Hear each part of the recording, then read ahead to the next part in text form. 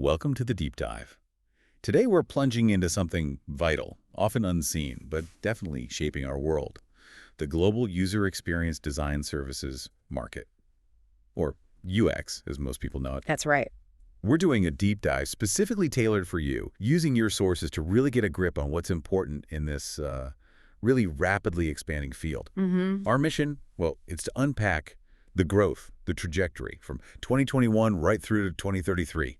We're not just looking at numbers, though. We want to reveal the implications, how this affects everything. And the source we're digging into today is a really comprehensive report, Global User Experience Design Services Market, 2021-2033 Growth Forecast from Cognitive Market Research. It covers regions, countries, but it's pretty detailed. Yeah, it sounds like it. And honestly, get ready, because the figures here, they don't just show growth. They show an industry that's just, poised for absolutely explosive exponential expansion. It's quite something. Think about it. The apps you use daily, websites you browse, even like smart devices in your home. Yeah. This market is directly shaping how easy, how intuitive, maybe even how delightful those experiences feel. Exactly. So let's kick off with the big picture, the global view. Okay. In 2021, the market was valued at roughly $2 billion, 2,043 million to be precise. Okay. Fast forward just to 2025, and it had already jumped past $6 billion, $6,140 million. A tripling in 4 years. That's significant. But here's the real kicker. This is where it gets frankly astounding. It's projected to absolutely rocket to over $55 billion by 2033. $55,457 million. Wow. That's almost a 25-fold increase in just 12 years. I mean, the scale, it's huge. And this is reflected in a really robust compound annual growth rate, the CAGR, of 31.664%. Yeah, and a CAGR like that, over 30% sustained for more than a decade in an industry this size. Well, that's not just growth. Right. What does it signify then? It signifies a fundamental shift, really an irreversible change in market priorities. It tells us UX design isn't, a nice to have anymore. It's not peripheral. So it's core now. Absolutely core. Yeah. It's become a key driver of business success. Companies are finally realizing that, look, a clunky, frustrating user experience, it doesn't just annoy people. No, it costs money. Big time. Millions in lost sales, customer churn, even decreased productivity internally. So investing in UX, it's a direct investment in competitive advantage. That's a really crucial point. It's not just about building the thing. It's about building it so people can actually use it, maybe even enjoy using it. Precisely. But, okay, that massive global growth, it can't be the same everywhere, right? Yeah. So if the global picture is this, breathtaking acceleration, where are the hot spots? Where's the UX boom really concentrated? Good question. Because when you zoom in, the story does change quite a bit, continent to continent. Okay, let's break it down then. So region by region, Asia-Pacific is, undeniably the fastest growth engine overall. Yeah. Back in 2021, their market revenue was nearly $600 million. The forecast, it's expected to hit an astonishing $17.7 billion by 2033. $17 billion. Reflecting a remarkable CAGR there of 32.648%, just slightly above the global average, but on a rapidly growing base. That's incredible for Asia Pacific. What's behind that? I mean, what's driving that specific level of acceleration there? Well, a lot of it is scale and, frankly, opportunity. You've got massive internet penetration happening, a huge and growing middle class, and a real surge in mobile-first economies. Right. Leapfrogging desktop in many cases. Exactly. Many users in these regions are interacting with digital services for the first time ever, maybe on a smartphone, and they expect things to just work seamlessly, intuitively, right from the start. So demand for quality UX is high from the get-go. Very high. And look at the specifics. India, for example, is projected to grow with the region's highest AAGR. We're talking 33.611%. Wow. It goes from about $90 million in 2021 to nearly $3 billion by 2033. $3 billion from $90 million. Yeah. And that suggests it's not just more digital products coming from India, but a real focus on the quality of the user experience, making those products potentially much more competitive globally. Interesting. And while India leads in that growth rate, China actually leads the region in absolute revenue. It's expected to reach nearly $5 billion by 2033. Okay. And Singapore is also showing a really impressive CAGR, over 33% as well. So the whole region is just incredibly dynamic. Okay, so that's the blistering pace in Asia Pacific. What about the more, let's say, established digital markets like North America? Is it a different story there? Well, North America still holds a very significant share of the total market. It generated over $700 million back in 2021. And it's projected to reach over $18 billion by 2033. So still massive growth. The CAGR is robust too, 31.054%. Still over 31%, yeah. And the United States is, as you'd expect, the largest contributor within North America, expected to hit over $14 billion itself by 2033. So is the growth driver different there? Is it maybe more about optimizing what's already there rather than, say, building from scratch, like in some of the emerging markets you mentioned? That's a good way to put it, yes, precisely. In North America, sure, new digital services keep emerging, but a really substantial part of the growth is driven by the need to refine, to deepen user engagement with platforms and apps that already exist. It's about things like optimizing conversion rates, reducing customer churn, enhancing loyalty, all through delivering a superior UX. Got it. And interestingly, Canada's CAGR, it's actually slightly higher than the US at 31.862%. Oh, interesting. Yeah, maybe indicating an even more aggressive push towards adopting advanced UX practices in the Canadian market, perhaps. Okay, fascinating. Yeah. Now let's shift focus. Let's look across the Atlantic to Europe. What kind of trajectory are we seeing there?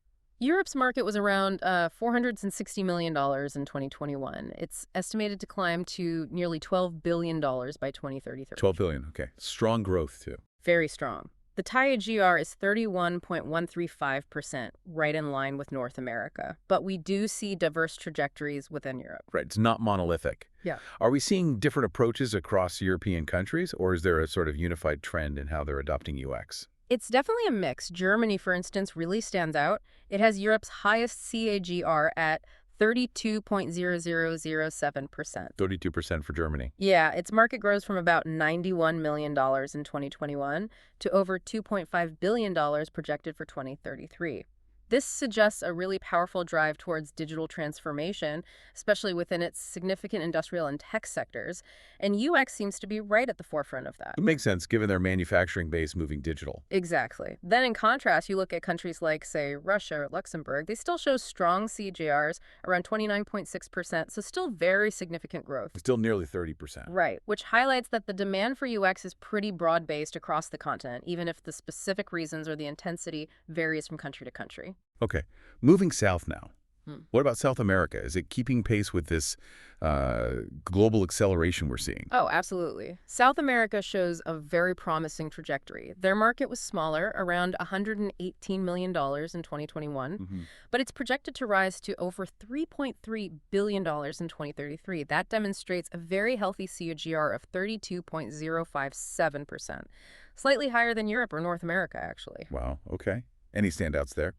Argentina, in particular, is noted within the region. It has an even stronger CAGR forecast at 32.791%. So that indicates pretty significant digital transformation happening across various sectors there. Okay. And what about the Middle East and Africa? We often hear them grouped as, emerging digital markets. Are they following similar high-growth patterns? They certainly are. Both regions are showcasing incredible potential. The Middle East market, nearly $94 million in 2021, is expected to reach over $2.6 billion by 2033. That's a solid KGR of 31.917%. And the UAE is highlighted as a regional leader with an impressive CAGR of 32.685%.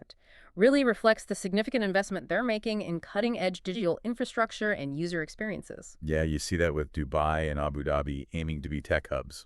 Definitely. And then finally, Africa. Its market, though starting from a smaller base, about $57 million in 2021, is projected to grow to over $1.5 billion by 2033. Still substantial growth. Very substantial. It reflects a robust TGR of 31.023%. And within Africa, South Africa leads the continent, also with a strong TGR forecast at 31.849%.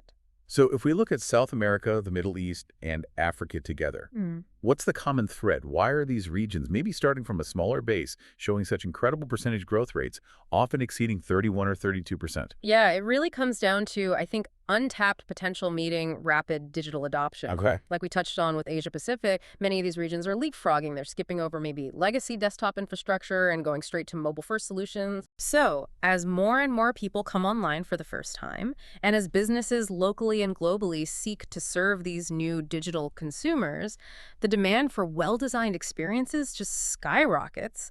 And importantly, experiences that are culturally attuned. Localization is key too. Crucial. It's about meeting users where they are on the devices they use in a way that makes sense to them and giving them access to digital services, finance, education, commerce that might not have even existed in accessible forms a few years ago. It really underlines how, throughout this whole deep dive, these aren't just abstract numbers on a page, are they? Not at all. They are effectively a roadmap showing where the digital world is heading. It reflects this fundamental global shift.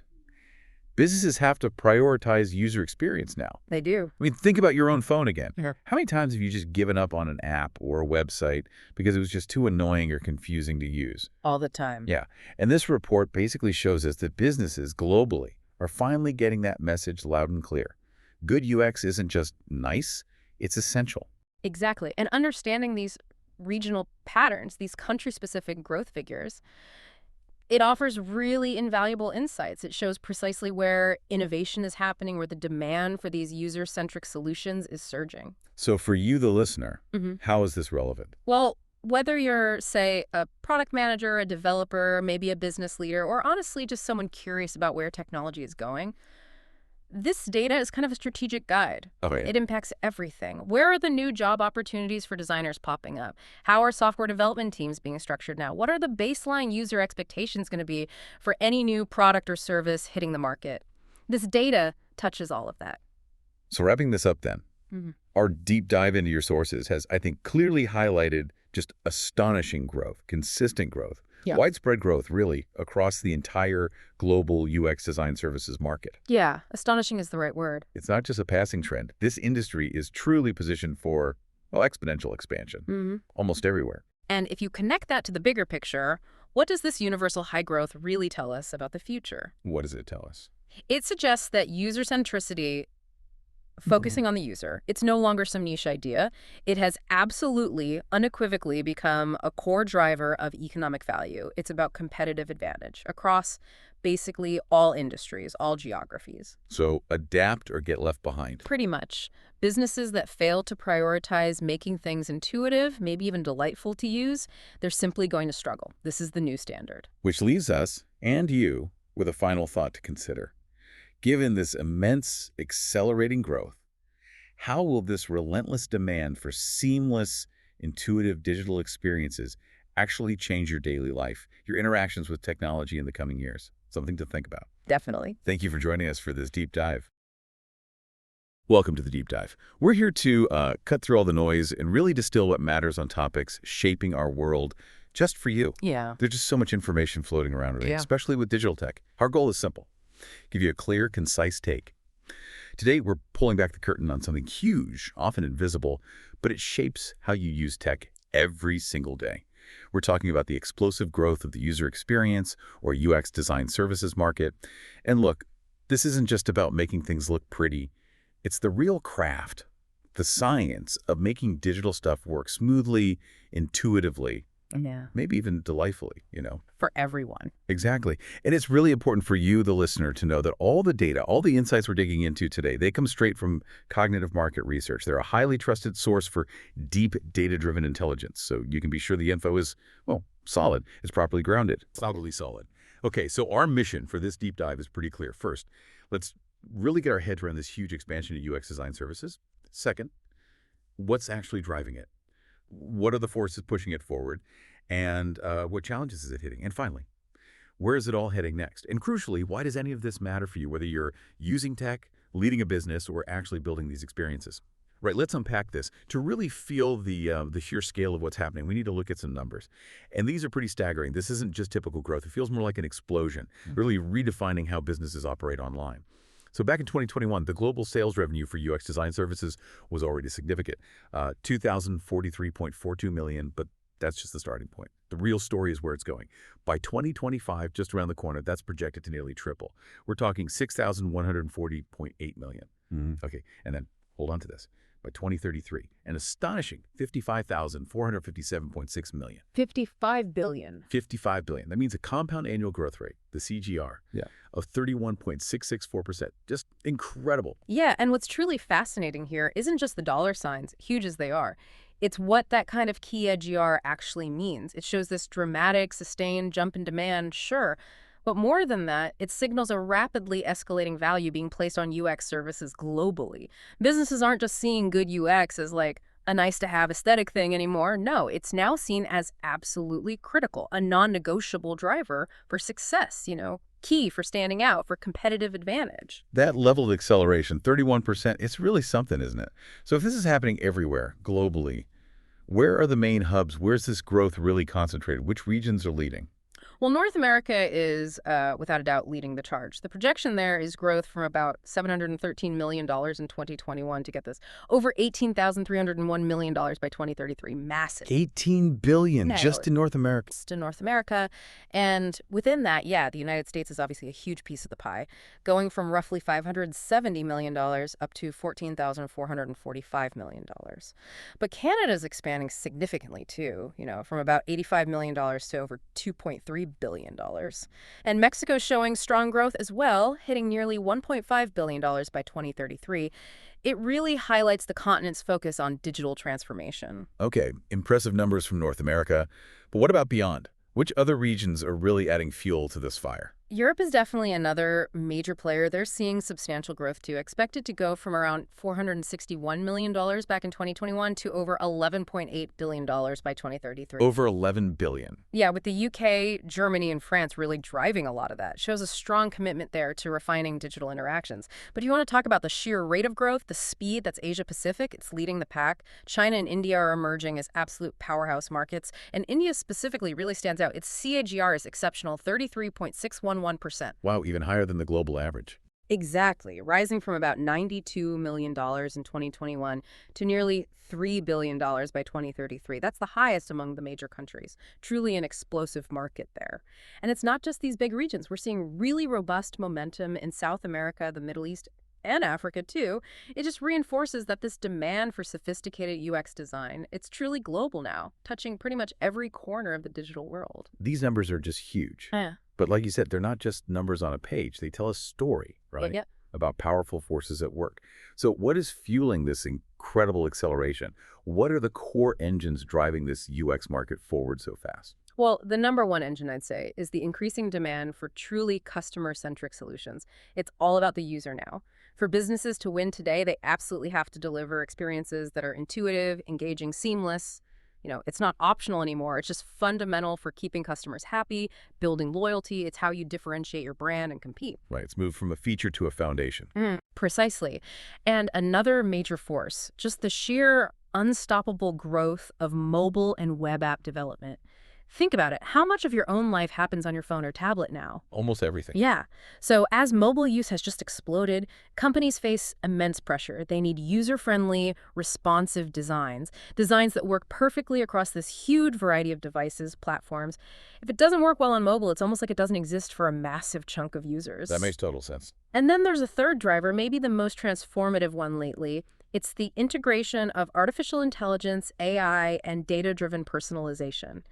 AI tools aren't just like design assistants anymore. They're helping designers create experiences that are much more tailored, deeply engaging, even predictive. Predictive? How so?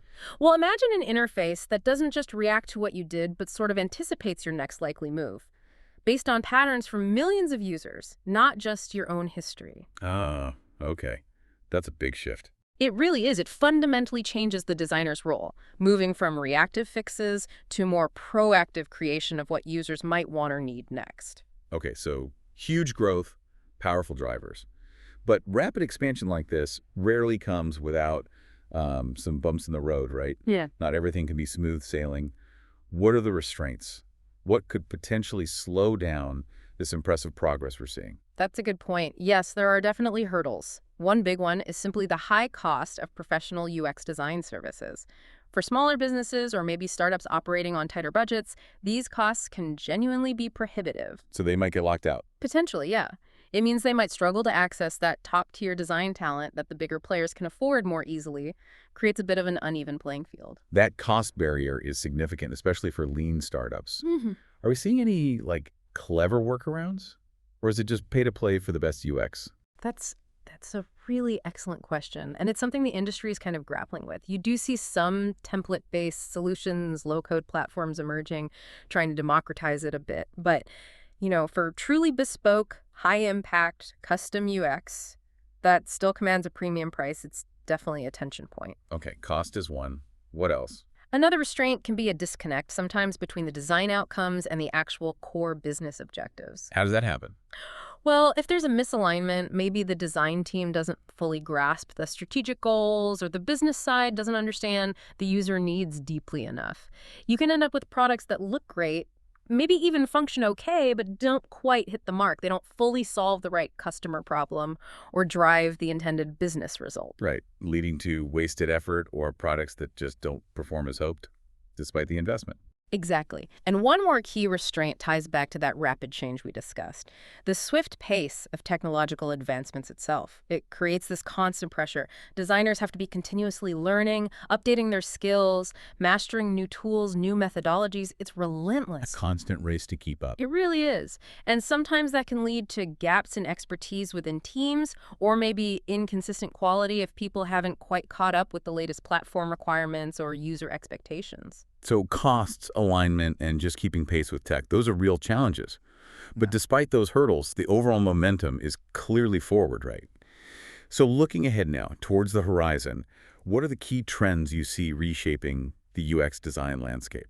Where's this all really heading in the next few years? Okay, yeah, looking forward. A huge trend, and one I think is incredibly important, is the growing emphasis on accessibility and inclusive design. This is moving way beyond just like a checkbox for compliance. It's becoming core. Absolutely. It's about making sure digital products are genuinely usable by everyone, including people with disabilities, and supporting diverse user needs from the start, making tech more equitable. It's shifting from a niche thing to a fundamental design principle, which is fantastic to see. That's a positive shift. What else? We're also seeing a really significant adoption of voice and conversational interfaces. Just think about how common Alexa and Siri and similar technologies have become. They're everywhere now. Exactly. And they're fundamentally changing how we interact with technology, moving beyond tapping on screens to more natural spoken commands and back and forth dialogue. That opens up completely new challenges and opportunities for how we design those interactions. It's a whole different modality. A shift away from purely visual interfaces. Definitely. And thirdly, something that's been building but is now really solidifying. The mobile-first design approach is pretty much the undisputed norm now. I can still remember, years ago, building websites primarily for desktops, and mobile was an afterthought. Oh yeah, the separate M.dot sites. Right. Now it's completely flipped. If your experience isn't flawless on a phone, it might as well not exist for a huge number of people. So designers are rightly prioritizing responsive, mobile-optimized experiences first, because that's where most users are, most of the time. It's just meeting people where they are. Mobile-first accessibility. Voice. Yeah. Feels like a lot of change converging. Okay, so let's try and wrap this up. Our journey through this market shows pretty clearly, I think, that UX design services isn't just expanding, it's evolving incredibly fast, driven by constant innovation and this almost obsessive focus on the customer, on the user.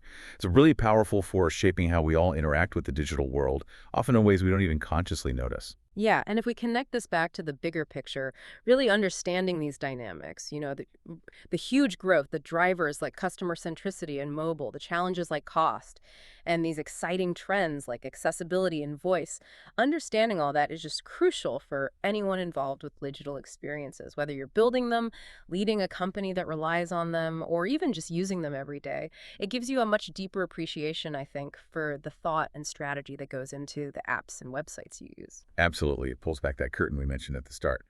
Okay, so as we finish, here's a final thought for you, our listener, to maybe chew on.